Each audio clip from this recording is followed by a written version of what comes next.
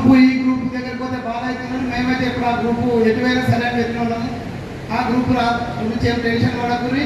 మీరు 10 సార్లు ఊళ్ళోకి వచ్చినప్పుడు చెప్తున్నాను మేము ఎప్పుడు కలుస్తామో తెలియదు, అనవసరంగా మీరు చచ్చిపోకుండా చెప్పిన 100 సార్లు. మేము కలవడానికి అవకాశం ఎప్పుడు వస్తుందో నాకు తెలియదు, కానీ వచ్చిన రోజు ఎవరైతే అటు ఇటు పుల్లలు పెట్టినారో చచ్చిపోదు, అది గుర్తుంచుకొని. అయితే ఇకపోతే మన ఈ మధ్య నా బర్త్డే అయింది. నా బర్త్డే అయితే కొంతమంది ప్రేమతోటి ఫ్లెక్సీలు పెట్టినట్టే. ప్రేమతోటి ఫ్లెక్సీలు పెడితే ఆడు ఎసుంటాడు అంటే ఎప్పుడు ఎవరి దగ్గర డబ్బు ఉంటే ఆ దగ్గర మాత్రమే పనిచేస్తాడు.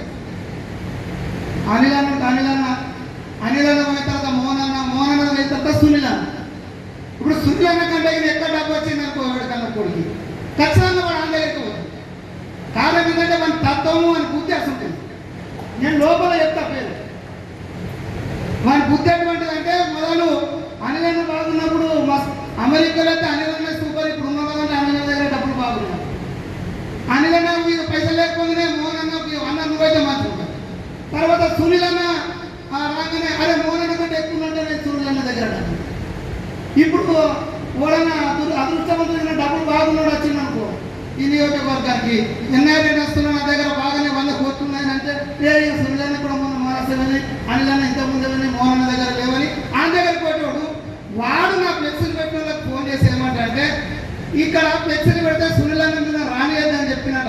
ఇంకోసారి పేరు ఇక్కడ చెప్తలే, ఇంకోసారి ఎవరికైనా ఫోన్ చేసి చెప్తే పండ పెట్టి దొక్క పడుతున్నారనుకుంటున్నాను. నేను ఎన్నడన్నా సునీల్ దగ్గరికి అయినా ఎందుకు పోయినా అడుగుతున్నా చెప్పండి. చెప్పిన ఎవరికైనా ఇప్పటివరకు ఒక చెప్పినా ఇంకొకసారి అటువంటి పిచ్చి కార్యక్రమాలు చేస్తే ఇన్ని రోజులు నేను ఓపిక పట్టినా. ఎందుకంటే బాగుంటుంది ఎప్పుడో ఒకసారి బాగుంటుందని.